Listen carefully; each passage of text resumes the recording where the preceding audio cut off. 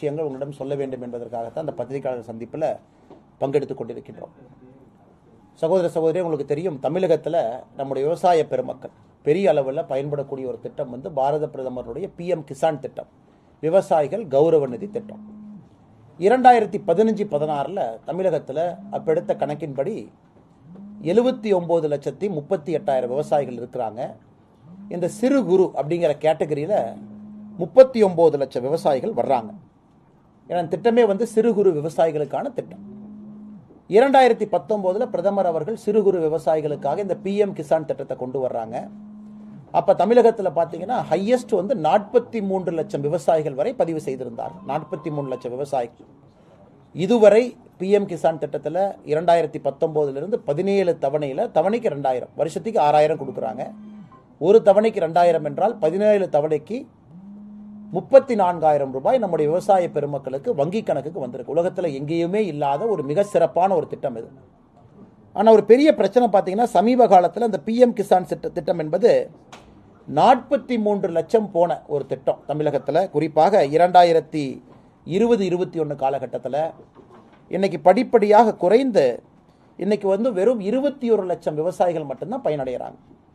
அப்படி இருக்கும் பொழுது இந்த 23 லட்சம் விவசாயிகள் எங்கே என்பதுதான் கேள்வி. குறிப்பாக உங்களுக்கு தெரியும், இதற்கு முன்பு ஒரு பெரிய ஊழல் இதில் நடந்துச்சு. 2020-21 மத்திய அரசு ஆடிட் பண்ணி 7 லட்சம் போலி விவசாயிகளை இணைச்சிருக்கிறாங்கன்னு சொல்லிட்டு, அதாவது விவசாயிகளே இல்லை, கலெக்டர் ஆஃபீஸ்லேயே விவசாயிகள் பேரில் அக்கௌண்ட்டை ஓப்பன் பண்ணி அவங்க மாதிரியே எல்லா ஆத்தென்டிகேஷன்லாம் ஏற்படுத்தி பணத்தை சில கவர்மெண்ட் அதிகாரிகள் வித்ட்ரா பண்ணதுக்காக சில 100 கோடி, பல 100 கோடி, 340 கோடி ரூபாய் அப்ராக்சிமேட்டாக அதில் ஊழல் நடந்தது. அப்போ நடவடிக்கை எடுத்தாங்க. இன்னைக்கு 44 லட்சம் வரை போன PM கிசான் திட்டத்தில் பயனடையக்கூடிய விவசாயிகள் வெறும் 21 லட்சத்துக்கு வந்திருக்கு. அப்படி இருக்கும் பொழுது மிச்சம் இருக்கக்கூடிய விவசாயிகள் என்ன ஆனாங்க அப்படிங்கிறதா நம்முடைய முதல் கேள்வி. இது சம்பந்தமாக பாரதிய ஜனதா கட்சி எங்களுடைய கண்டன அறிக்கையை கொடுத்துருக்கோம். இந்தியா முழுவதுமே PM கிசான் திட்டத்தில் ஒரு அரசு கண்கொத்தி பாம்பாக ஒரு விவசாயியும் இணைக்கிறாங்க. அந்த விவசாயிக்கு பத்திரத்தில் ஒரு டாக்குமெண்டேஷன் பிரச்சனை இருந்தால் கூட சரி பண்ணிடுறாங்க.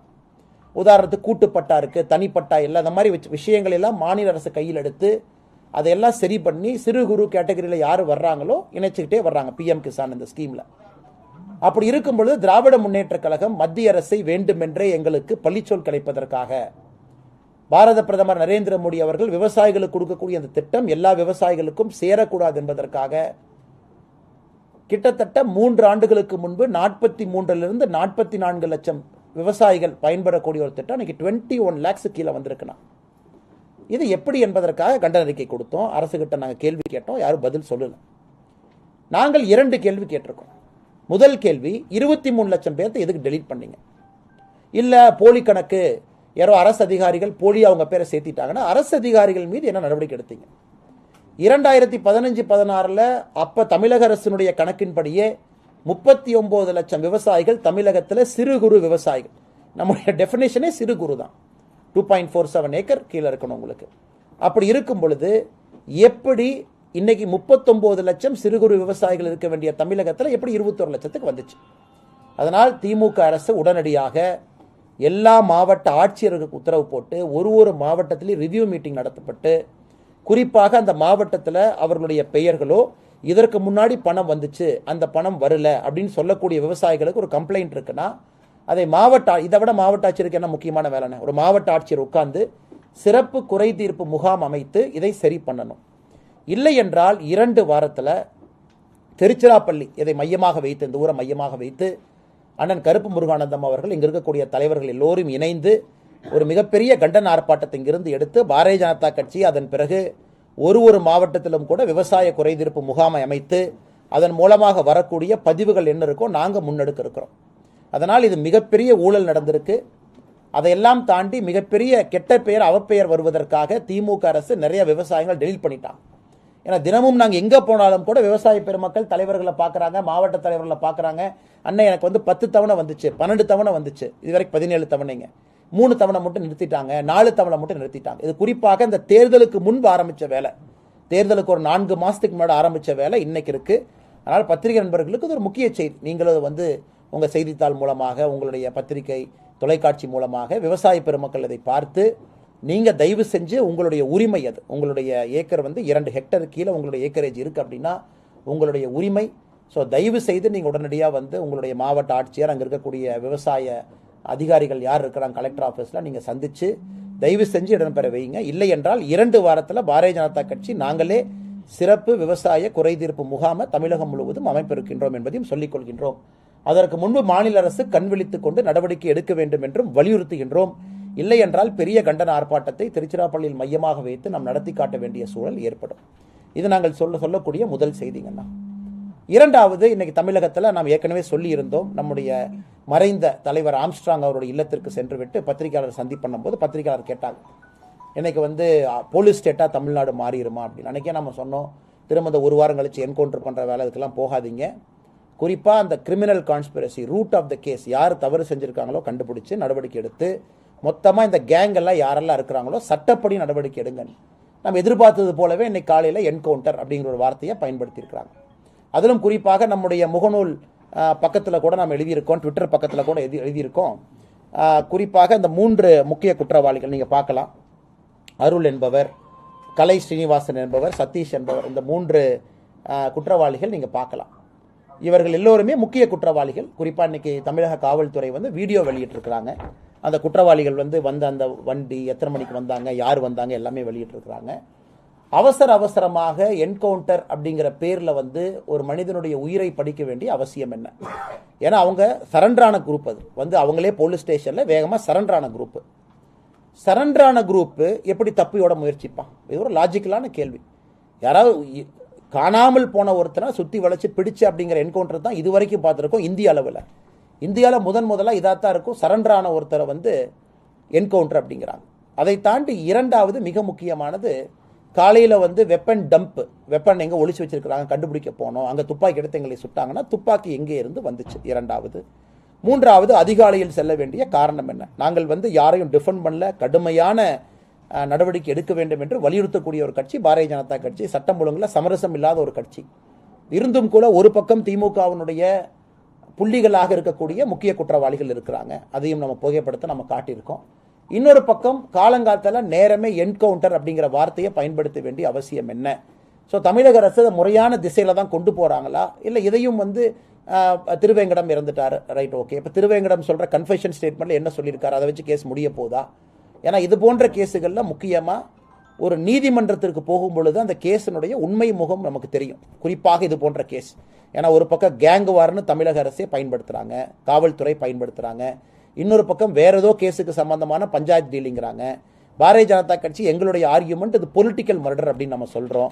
ஒரு கட்சிகளும் ஒரு வாதத்தை வைக்கும் பொழுது இந்த கேஸை வந்து அவசர கதியில் முடிக்க வேண்டிய அவசியம் என்ன என்பது தமிழக மக்களுடைய கேள்வியாக இருக்குது.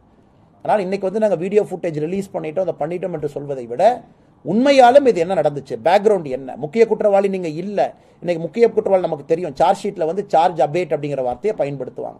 ஒரு முக்கிய குற்றவாளி இறந்த பிறகு சார்ஜ் ஷீட்டில் பேர் வராது, பேர் எடுத்துருவாங்க. அப்போ முக்கிய குற்றவாளி ஒரு கொராபரேட்டிவ் எவிடன்ஸ் கொடுக்க முடியாது. ஸோ அப்போ நமக்கு உண்மை என்ன அப்படிங்கிறது யாருக்குமே தெரியாது. ஏன்னா திருவேங்கடம் சொன்னார் கஸ்டடியில் இருக்கும்போது, அது மட்டும்தான் பேச்சாக இருக்கும். அதனால் தொடர்ந்து தமிழக அரசு உண்மையை மூடி மறைப்பதற்கு தான் முயல்றாங்களோ தவிர இதில் என்ன நடந்திருக்கு அப்படிங்கிற அந்த மர்மம் முடிச்சு அவிழ்ப்பதற்கு எந்த ஒரு காவல்துறையாக இருக்கட்டும், தமிழகத்தினுடைய முதலமைச்சராக இருக்கட்டும், இதுவரை வாய் திறக்காமல் இருக்கிறாங்க. அதனால் இந்த 2 விஷயத்தையும் பத்திரிகை நண்பர்கள் முன்பு வைக்க வேண்டும் என்பதற்காக இந்த சந்திப்பில் இருக்கிறோம். இதை தாண்டி உங்களுக்கு கேள்வி இருந்தால் கேளுங்கன்னா, அதையும் தாண்டி 26ஆம் தேதி நம்முடைய விவசாய சங்கம், குறிப்பாக தஞ்சாவூர், திருச்சி இந்த பகுதியில் காவிரி தண்ணி அது சரியான முறையில் வரல அப்படிங்கிறதுக்காக ஒரு போராட்டத்தை முன்னெடுத்திருக்கிறாங்க. அதில் 2 விஷயம் இருக்குது. ஒன்று, கடைகள்லாம் மக்கள் நீங்கள் கடையை அடைக்கணும் அப்படின்னு சொல்லிட்டு வாலண்டரியாக ரெக்வஸ்ட் பண்ணியிருக்கிறாங்க. இரண்டாவது, ரயிலை வந்து நாங்கள் மறிப்போம் அப்படின்னு சொல்லியிருக்காங்க. அதனால் விவசாய சங்க நண்பர்களுக்கு ஒரு வேண்டுகோள் நம்ம விடுக்கிறோம். உங்களுக்கு தெரியும், மத்திய அரசை பொறுத்தவரை, மோடி ஐயாவை பொறுத்தவரை 2018 காவிரி நதிநீர் மேலாண்மை அமைத்த பிறகு நாம இதுவரை தமிழகத்திற்கு வர வேண்டிய தண்ணீர் ஒரு சொட்டு பாக்கி இல்லாமல் தொடர்ந்து வந்துகிட்டு இருந்துச்சு. அங்கே பாரதிய ஜனதா கட்சி ஆட்சி இருக்கும் பொழுது பிரச்சனை ஆரம்பித்த பிறகுதான் தண்ணி வரல, மேகதாத்துல அணை கட்டுவோம் என்று ஒரு படியாக போய் இன்னைக்கு வந்து ரொம்ப மோசமான நிலைமையில் இருக்கும். அதுவும் குறிப்பாக குறுவை சாகுபடியிலேருந்து மொத்தமாக நீங்கள் பார்த்தீங்கன்னா போன ஆண்டு முழுவதும் அது வேஸ்ட்டாக போயிடுச்சு. நாங்கள் ஏற்கனவே பாத யாத்திரையில் கூட பல இடத்துல நாங்கள் பேசியிருந்தோம், எந்த அளவுக்கு ஃபுட் கார்பரேஷன் ஆஃப் இந்தியாவுடைய நெல் கொள்முதல் தமிழகத்தில் குறைய ஆரம்பித்திருக்கிறது. காரணம், காவேரி தண்ணி இல்லாதனால மகசூல் இங்கே இல்லை. இதெல்லாம் நிதர்சனமான உண்மை. இன்னைக்கு மத்திய அரசு தெளிவாக இருக்கும் பொழுது மத்திய அரசு அங்கே அணை கட்டக்கூடாது என்பதிலே தெளிவாக இருக்கு. நம்முடைய மோடி அவர்களுடைய அரசு தெளிவாக இருக்கிறோம். இன்னைக்கு தண்ணி கொடுக்காத காங்கிரஸ் அரசு அங்கே கர்நாடகாவில் இருக்கு. அதனால் விவசாய நண்பர்களுக்கு எங்களுடைய அப்பீல், இதுல மத்திய அரசுக்கு எந்த விதமான சம்பந்தமும் எங்கேயும் இல்லை. தொடர்ந்து பாரதிய ஜனதா கட்சியாக இருக்கட்டும், மத்திய அரசாக இருக்கட்டும், தமிழகத்தினுடைய நலன் சார்ந்து தான் நம்ம பேசிக்கிட்டு இருக்கோம். அதனால விவசாய நண்பர்கள் நடத்தக்கூடிய இந்த ஆர்ப்பாட்டத்திற்கு, கடையடைப்புக்கு அவர்கள் வேண்டுகோள், அறைகோள் விடுத்திருக்கிறாங்க. பாரதிய ஜனதா கட்சி நாங்களும் பங்கேற்கிறோம். காரணம், இது மிக மிக முக்கியமான பிரச்சனை. இதன் மூலமாச்சு நம்மளுடைய தமிழக முதலமைச்சர் மு க ஸ்டாலின் ஐயாவுக்கு ஒரு பிரஷர் ஏற்படுத்தி, இங்க இருக்கக்கூடிய காங்கிரஸ் கட்சிக்காரங்க, எம்எல்ஏ, எம்பி இத்தனை பேர் இருக்கிறாங்க, எல்லாம் கிளம்பி கர்நாடகா போய் சித்தராமையா அவர்களை சந்தித்து வேண்டுகோள் விடுத்து சமரசம் பேசினாச்சு தண்ணியை கொண்டு வரணும். இது செய்வார்கள் என்கின்ற நம்பிக்கை எனக்கு இருக்கு. அதற்கான பிரஷர் ஜனநாயகத்தில் பில்டு பண்ணணும் என்றால் அதற்கு பாரதிய ஜனதா கட்சி முழுவதுமாக அவர்களோடு நிற்பதற்கு தயாராக இருக்கின்றோம் என்பதையும் இந்த நேரத்தில் உங்களுக்கு தெரிவித்துக் கொள்கின்றோம். இதை தாண்டி உங்களுக்கு கேள்வி இருந்தால் கேளுங்கன்னே பதில் சொல்றேன். இந்த காவிரி மேலாண்மை ஆணையத்தில் எவ்வளவு உறுப்பினர்கள், அதிகாரம் எத்தனை பேர் இருக்கு, மெஜாரிட்டி அதிகாரம்? அந்த காவிரி நதிநீர் மேலாண்மை ஆணையத்தை பொறுத்த வரைக்கும் சேர்மன் இருக்காங்கன்னா வாட்டர் ரிசோர்சஸ் செக்ரட்டரி, அதாவது நம்முடைய மத்திய அரசினுடைய வாட்டர் ரிசோர்சஸ் செக்ரட்டரி. காவேரி நதி நீர் எங்கெல்லாம் போகுது, குறிப்பாக கர்நாடகாவில் ஆரம்பிச்சு Tamil Nadu, Puducherry, Kerala, upper riparian, lower riparian, இந்த மாநிலத்தினுடைய வாட்டர் ரிசோர்சஸ் செக்ரட்டரி. நம்ம வந்து பொதுப்பணித்துறை அப்படின்னு சொல்லுவோம். அதனுடைய ஐஏஎஸ் அதிகாரிகள் அதில் உறுப்பினர்களாக இருக்கிறாங்க. அப்புறம் வாட்டர் எக்ஸ்பர்ட், குறிப்பாக அந்த ஹைட்ராலஜிக்கல் எக்ஸ்பர்ட் எல்லாம். இந்த காவிரி நதிநீர் மேலாண்மை ஆணையத்தை பற்றி எதுக்கு நம்ம இவ்வளோ ஆணித்தரமாக பேசுகிறோம் அப்படின்னாங்கன்னா, இது சுப்ரீம் கோர்ட்டினுடைய 2006, 7, 8 அந்த காலகட்டத்தில் வந்த தீர்ப்பு மிக தெளிவாக மழை அதிகமாக பெஞ்சா என்ன பண்ணணும், மழை பெய்யாமல் இருந்தால் ட்ரவுட் இயரில் என்ன பண்ணணும் அப்படிங்கிற ஃபார்முலா பேஸ்ட் அப்ரோச். அதாவது மழையே வரலனா கூட தண்ணி பகிர்மானம் எப்படி இருக்கணும், அதிகமான மழை பெய்தால் தண்ணி பகிர்மானம் எப்படி இருக்கணும் என்பதை மிக தெளிவாக சொல்லியிருக்கிறாங்க. இது அவங்க எந்த டெசிஷனுமே எடுக்க வேண்டாங்கண்ணா, எல்லாமே ஃபார்முலா பேஸ்டு. அதனால் இதை பொறுத்தவரை எல்லா மாநிலங்களும் உறுப்பினராக இருக்கிறாங்க. அதில் குறிப்பாக உங்களுக்கு தெரியும், காவிரி நதிநீர் மேலாண்மை ஆணையம் பிரச்சனை வரும் பொழுது தமிழகத்தினுடைய அதிகாரிகள் நிறைய டைம் வாக் அவுட் பண்ணுறாங்க. ஏன்னா அதிகாரிகளுக்கு உங்களுக்கு தெரியும், கர்நாடகாவிலிருந்து வரக்கூடிய வாட்டர் ரிசோர்சஸ் செக்ரட்டரி அவர் என்ன சொல்ல போறார், கர்நாடகா சிஎம் சொல்றதை அந்த மீட்டிங்ல வந்து சொல்ல போறார்.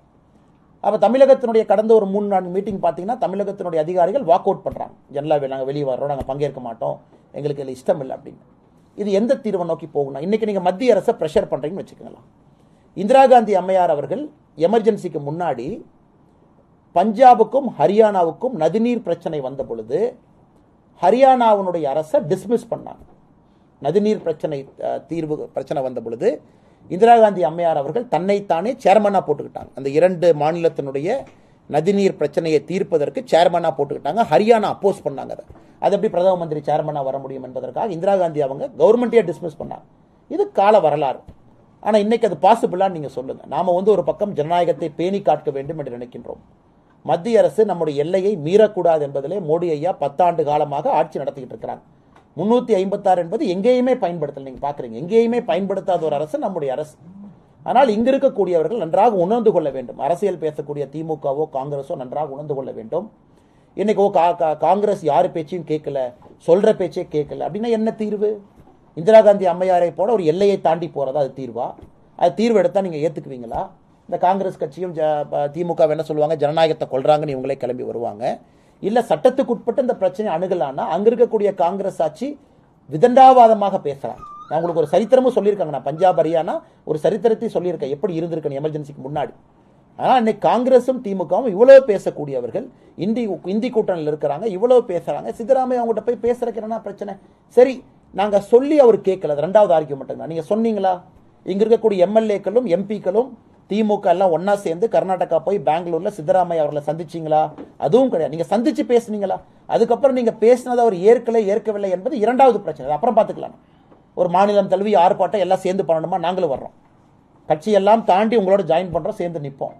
ஆனா நீங்க பேசிக் வேலையே செய்யாம கண்ணை மூடிக்கொண்டு இது வந்து பாத்தீங்கன்னா அங்க சதி நடக்குது, மத்திய அரசு வந்து கண்டுக்காம இருக்குன்னு சொல்றது எந்த விதத்துல ஏற்புடையதுங்கன்னா? இந்தியாவில் எல்லா மாநிலத்துக்கும் பிரச்சனை இருக்கு. கர்நாடகா, கோவா, மகதாயி பிரச்சனை இருக்கு. எல்லா மாநிலத்துக்கும் நதிநீர் பிரச்சனை இருக்கு. ஆனால் சுமூகமா பேசி தீர்த்துக்கிறாங்க. கிருஷ்ணா வாட்டர் பிரச்சனை இருக்கு, கோதாவரி பிரச்சனை இருக்கு, எல்லா இடத்துலையும் இருக்கு. ஆனால் இங்கே மட்டும்தான் இதை அரசியலாக்கி குளிர்காய்த்து கொண்டிருக்கக்கூடிய கூட்டம் தொடர்ந்து இன்னைக்கு அரசியல் பண்றாங்க. அதனால்தான் நம்முடைய தலைவர்கள் எல்லாருமே கட்சி தொண்டர்களோடு பேசி முடிவெடுத்திருக்கிறாங்க. அதனால விவசாய சங்கத்துக்கு நாங்கள் பண்ற அப்பீல், அவங்களுக்கு தெரியும் அரசியலமைப்பு சட்டம், அதே நேரத்தில் நாங்கள் உங்களோடு இருக்கின்றோம் என்கின்ற அவங்களுக்கு எங்களுடைய நம்பிக்கையை கொடுத்திருக்கின்றோம். காரணம் இது பொது பிரச்சனை. சித்தராமையா தலைமையில் நம்ம கூட்டம் நடந்து அங்கே அனைத்து கட்சி கூட்டம் நடக்குது. தமிழகத்தில் அந்த மாதிரியான சூழல் இல்லை. அதை பற்றி நீங்கள் என்ன நினைக்கிறீங்க? ஆனால் இங்கே என்ன நடக்குது அப்படின்னாங்கன்னா, உதாரணத்திற்கு ஒரு ஓப்பன் மைண்டடாக ஒரு அரசு பேசுகிறாங்க அப்படின்னா ஓகே. நீங்கள் அனைத்து கட்சி கூட்டம் இதுவரை தமிழக பாரதிய ஜனதா கட்சி 2 முறை பங்கேற்றிருக்கு. இப்போ அனைத்து கட்சி கூட்டத்தினுடைய தீர்வு என்னன்னா, சரி வாங்க எல்லாம் கிளம்பி கர்நாடகா போகலாம், கர்நாடகா முதலமைச்சரை பார்க்கலாம்னா பாரதிய ஜனதா கட்சி நாங்களும் போகிறோம். ஆனால் இந்த அனைத்து கட்சி கூட்டம் ஆரம்பிச்சோடனே அவங்களே ஒரு டிராஃப்டை கொண்டு வந்து என்ன சொல்லுவாங்கன்னா, எல்லாரும் வாங்க நேராக டெல்லிக்கு போகலான்னு. அதுக்கு தான் உங்களுக்கு நான் ஒரு எக்ஸாம்பிளே கொடுக்குறேங்க. நான் ஹரியானா பஞ்சாப் எப்படி இருந்துச்சுன்னு சொல்கிறோம். இந்த காலத்தில் இந்திரா காந்தி அம்மையார் செஞ்சதை நாங்கள் செய்ய போகிறது கிடையாது. அதான் பாரதிய ஜனதா கட்சியினுடைய தனித்தன்மை. அதனால் இந்த அனைத்து கட்சி கூட்டம் என்பது முதலமைச்சர் இதுவரை காவேரிக்கு கூட்டியிருந்தாலும் கூட அது ஆக்கப்பூர்வமாக இருக்கணும். இல்லை ஆக்கப்பூர்வமான சொல்யூஷன் சித்தராம். ஏன்னா ஆயிரக்கணக்கான லட்சக்கணக்கான சாஃப்ட்வேர் இன்ஜினியர் பெங்களூரில் இருக்கிறாங்க. ஒசூர் பார்டருக்கு போனீங்கன்னா காய்கறிகள் இங்கிருந்து அங்கே போகுது, அங்கிருந்து ஒரு சரக்கு வருது, கூட்ஸ் வருது. 2 மாநிலங்களும் ஒன்றுக்கொன்று இணைந்து இருக்க வேண்டிய மாநிலம். இது பேச்சுவார்த்தை மூலமாக தீர்க்கப்பட வேண்டிய பிரச்சனை. இன்னைக்கு முதலமைச்சர் அவர்கள் அனைத்து கட்சி கூட்டம், சித்தராமையா அவங்கள போய் பார்க்கலாம், நாங்களும் போறோங்கன்னா நோ ப்ராப்ளம். ஆனால் அதை செய்யாம அந்த கூட்டத்தினுடைய தலைப்பே ஆரம்பிச்ச 2 நிமிஷத்துல எப்படி நம்ம மத்திய அரசு மேல பழிய போலாம்னா என்ன ஆக்கப்பூர்வங்கன்னா. அதனால் முதலமைச்சர் அவர்கள் புரிந்து கொள்ள வேண்டும் மத்திய அரசினுடைய பங்கு என்ன இருக்கு. இல்ல முதலமைச்சர் மு க ஸ்டாலின் அவர்களே மோடியை அப்பீல் பண்றீங்களா, ஆர்டிகல் 356 பயன்படுத்தி காங்கிரஸ் ஆட்சியை கலைஞர் அப்பீல் பண்றாருங்களா அப்படின்னு சொல்லட்டும், வெளிப்படையா சொல்லட்டுங்க. வெளிப்படையா சொல்லட்டும். எதுவுமே சொல்லாம மத்திய அரசு என்ன செய்ய முடியும் அவங்க சொல்லணுங்கன்னா. ஒரு பக்கம் ஃபெடரல் டெமோக்ரஸிங்கிறீங்க, இவங்களே சொல்றாங்க ஒன்றிய அரசுங்கிற வார்த்தையை பயன்படுத்துறாங்க. அதாவது மாநிலங்களுக்கு தனி உரிமை இருக்கு, மத்திய அரசுடைய உரிமை கட்டுப்பாடோடு இருக்க வேண்டும். இன்னொரு பக்கம் 356 பயன்படுத்தக்கூடாது என்று பிரதமர் ரொம்ப அமைதி காக்குறாங்க. அது மணிப்பூராக இருந்தாலும் சரி, அது வெஸ்ட் பெங்காலாக இருந்தாலும் சரி, எங்க நாடு நடந்திருந்தாலும் கூட ஜனநாயக முறையில் தீர்வு கிடைக்கணும். அதனால் இதை புரிஞ்சிக்காத வரைக்கும் அரசியல் பண்ண என்ன பண்றதுங்கன்னா நீங்களே சொல்லுங்கண்ணா. இந்த பிரஸ் ரிலீஸ் எப்படி பாக்குறீங்க சார்? சென்னை கமிஷனரேட்ல இருந்து வந்திருக்கு. அந்த இன்சிடென்ட்ஸ் ஒவ்வொன்றையும் நரேட் பண்ணியிருக்காங்க. வெளியே போறாங்க, கன்னு அக்யூஸ்ட் இருக்கு அப்படின்றாங்க. எப்படி நாளைக்கு முன்னாடி கூட ஒரு என்கவுண்டர் நடந்திருக்கு. கிட்டத்தட்ட ஒரு 2-3 நாள்ல நடந்த ஒரு 2வது என்கவுண்டர். சார் நீங்க சொல்லுங்க sir, you are senior journalist sir, நீங்க நிறைய விஷயங்களை பாக்குறீங்க. சரணடைந்த ஒரு குற்றவாளி, இவங்க யாருமே போய் கஷ்டப்பட்டு போய் தனிப்படை போட்டு 10 தனிப்படை பிடிக்கல, 2 மணி நேரத்தில் அந்த ஏசிபி ஆஃபீஸ் அந்த மாதிரி சரண்டர் ஆகுறாங்கன்னா, சரணடைந்த குற்றவாளி இந்த கேஸில் ஏகப்பட்ட மர்மம் இருக்கு. இது இல்ல ஒரு குழந்தைக்கு ஏதோ ஆயிடுச்சு, ஒரு பெண்ணுக்கு ஏதோ ஆயிடுச்சு. தமிழ்நாட்டில் இதுக்கு மாதிரி நிறைய நடந்திருக்குண்ணா, இல்லைன்னு நான் சொல்லிங்க. இதுல எல்லா கட்சிகளும் ஒரு விஷயத்தை முன்வைக்கிறாங்க. பாரதிய ஜனதா கட்சி உதாரணத்துக்கு நாங்கள் தான் பொலிட்டிக்கல் மர்டரா பார்க்குறோம், கேங் மர்டரா பார்க்கல. திராவிட முன்னேற்ற கழகத்தினுடைய தலைவர்கள் இது கேங் மர்டர்னு சில இடத்துல பேசியிருக்கிறாங்க. காவல்துறை ஒரு கோணம் சொல்லுது. அப்போ இந்த க்ளோஷர் எப்போ நடக்குங்கன்னா, உண்மை எப்போ உங்களுக்கு எனக்கும் தெரியுங்கண்ணா. குற்றவாளிகளை பிடிச்சாச்சு, எவிடன்ஸ் எடுத்தாச்சு, சார்ஜ் ஷீட் போட்டாச்சு, கோர்ட்டுக்கு போயாச்சு, இதுதான் சார்ஜ் ஷீட்டு, கன்ஃபெஷன் ஸ்டேட்மெண்ட், அதில் நமக்கு தெரியும் இதில் உண்மை என்ன அப்படின்னு. இன்னைக்கு பாருங்க இந்த ஆற்காடு, ஏன்னா நிறைய விஷயம் இருக்கு. காங்கிரசினுடைய தலைவர் செல்வ பெருந்தகை அந்த ஆற்காடு சுரேஷன்லாம் பேசுறாங்கல்ல, அவரோட பார்த்தீங்கன்னா ஒரு புகைப்படம் எடுத்து 2 சிரிச்சிட்டு இருப்பாங்க. இது ஆற்காடு சுரேஷனுடைய அந்த கேங் மர்டர்லேருந்து ஆரம்பிச்சது அப்படிமா. அதில் பார்த்தீங்கன்னா ஆளும் கட்சி கூட்டத்தில் இருக்கக்கூடிய அரசியல் தலைவர் சம்மந்தப்பட்டிருக்காரு. அந்த புகைப்படத்தையும் நம்ம ட்விட்டரில் போட்டிருக்கோம். ஸோ அதை பார்த்தீங்கன்னா பல மர்மங்கள் இருக்கு. இது ஒரு பெரிய ஒரு சிக்கல் இருக்குண்ணா, ஒரு நாட்டு இருக்கு இதில். இந்த புகைப்படத்தை வச்சு இப்படி நிறைய புகைப்படங்கள் எதிர்கட்சிகள் வெளியிடுறாங்க. உங்களோட எடுத்தது இது திமுக சொல்றாங்கல்ல, நான் அதே தான் நான் இன்னைக்கு சொல்றேன். திமுக கிளம்பி வர்றாங்க, திமுக சொல்றாங்க, திமுகவுக்கு அவர்கள் பாணியிலே நாங்கள் பதில் சொல்றோம். நாங்கள் யாராச்சும் என்கவுண்டர் பண்ணோமா? அந்த புகைப்படம் எடுத்தவங்களும் பத்திரிகையாளர் முன்னாடி பேசுறதுக்கு நாங்கள் அனுமதி கொடுத்துருக்கோம்ல. புகைப்படம் எடுத்தவங்களும் பத்திரிகையாளர் முன்னாடி அனுமதி கேள்வி கேட்குறீங்க, எப்போ ஜாயின் பண்ணீங்க, உங்களுக்கு பிஜேபிக்கு என்னென்ன தொடர்பு, உங்களுக்கு என்னென்ன தொடர்பு. இதில் மர்மம் ஏன் இன்னும் பெரிய மர்மம் ஆகுனாங்கன்னா, எதுக்கு நீங்கள் என்கவுண்டரில் ஒருவர் இறக்க வேண்டும் என்பதுதான் மர்மம். இவ்வளவு பிரச்சனைகள் இருக்கும்போது நீ கேட்குற கேள்வி நியாயமான கேள்வினா, பொதுப்படையாக வெளியே வையுங்க, உண்மை தானாக வெளியே வந்துவிடும். இன்னைக்கு மெயின் அக்யூஸ்ட் என்கவுண்டர் பண்ணதுக்கப்புறம் அடுத்து சொல்லுவாங்க, நீங்கள் சார்ஜ் ஷீட் பாருங்க, அவர் தான் கான்ஸ்பிரேட்டர்னு சொல்லுவாங்க, அவர் தான் பிளானே பண்ணாருன்னு. அவர் பிளான் பண்ணாரு உங்களுக்கு எனக்கு எப்படின்னா தெரியும். அதனால தான் நான் திரும்ப திரும்ப கேட்குறேன், இந்த கேஸுக்கு இவ்வளவு கோணம் இருக்கும் பொழுது ஒரு பக்கம் காவல்துறை அதிகாரிகள் அவங்க சொல்ற வாதத்தை எடுத்தாலும் கூட பத்திரமா இருந்திருக்கணும்ல.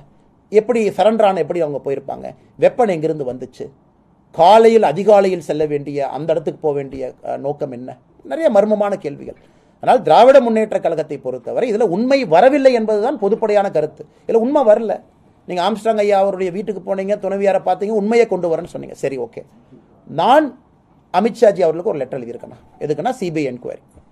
உள்துறை அமைச்சர் வந்து ஹோம் மினிஸ்ட்ரியிலேருந்து நேற்று தமிழ்நாடு அரசுக்கு கடிதத்தை உள்துறை அமைச்சர் ஒரு கடிதம் அனுப்பியிருக்காங்க. நேற்று என்ன அனுப்பியிருக்காங்கன்னா, இந்த மாதிரி வந்து சிபிஐ என்கொயரி கேட்டு லெட்டர் வந்திருக்கு, நீங்கள் வந்து இது சம்பந்தமான என்ன நடவடிக்கை எடுத்திருக்கீங்க அப்படிங்கிறத துரிதமாக மத்திய அரசுக்கு இன்ஃபார்ம் பண்ணுங்க அப்படின்னு சொல்லிட்டு அங்கே இருக்கக்கூடிய அண்டர் செக்ரட்டரி ஒருத்தர் இங்கே லெட்டர் அனுப்பியிருக்காங்க. தமிழ்நாட்டினுடைய ஹோம் செக்ரட்டரிக்கு அனுப்பியிருக்காங்க.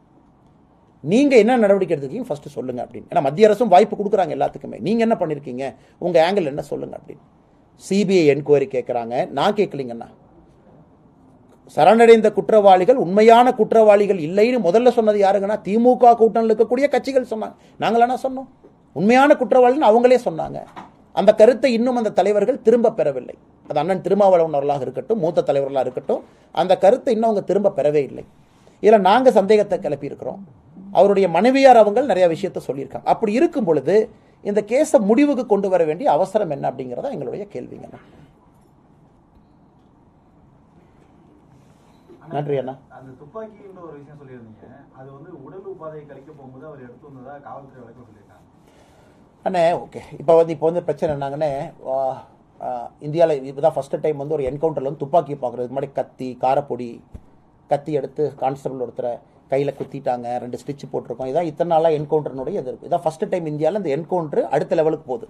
துப்பாக்கியால் எங்களை சுட பார்த்தாங்க அப்படின்னு. துப்பாக்கி எங்கே வந்துச்சு? திரும்ப திரும்ப எல்லோரும் கேட்கக்கூடியவர். உடல் உபதிக்கு போகிறாங்க. ஒரு பாண்ட் கிரிமினல், நொட்டோரியஸ் கிரிமினல் நீங்கள் சொல்கிறீங்க. கூட வந்து விலங்கு போட்டு ஒரு கான்ஸ்டபிள் கூட நிற்பார்ல. நான் படத்தில் பார்த்தா கூட, ஒரு படம் எடுத்தால் கூட கையில் விலங்க போட்டு 2 கான்ஸ்டபிள் நிற்கிறாங்க. திரும்பி நின்று அவர் வந்து ஒரு டாய்லெட் போகிறாரு, பக்கத்தில் ஒருத்தவங்க நிற்கிறாங்க. இதுதான் இத்தனை காலமாக பார்க்குறோம். ஆனால் அன்றைக்கி காவல்துறை அவர்கள் ஒரு விஷயத்தை சொல்லிட்டு அதை சமாளிக்கிறதுக்கு நிறைய விஷயங்கள் தொடர்ந்து பேசுகிறாங்க. அதான் பிரச்சனையாங்க.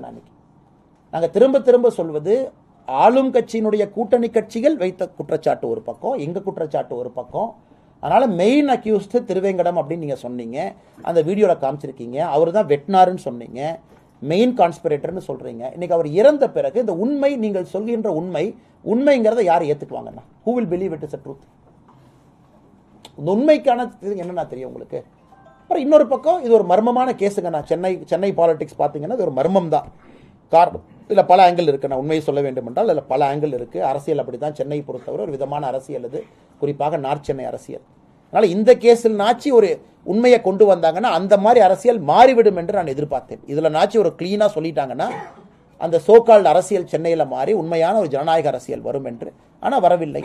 இந்த கேஸும் பார்த்தீங்கன்னா அது வரல. வேகமாக ஒரு உடனடி தீர்வு அப்படிங்கிற மாதிரி இன்ஸ்டன்ட் இதுக்கு போயிருக்கிறாங்க. அந்த இன்ஸ்டன்ட் ஏதோ சொல்லுவாங்களே, வாஷிங் மிஷின் என்னது, நிர்மாவா, மறந்துட்டேன், நிர்மாவா பவுடர் இன்ஸ்டண்டாக போட்டான்.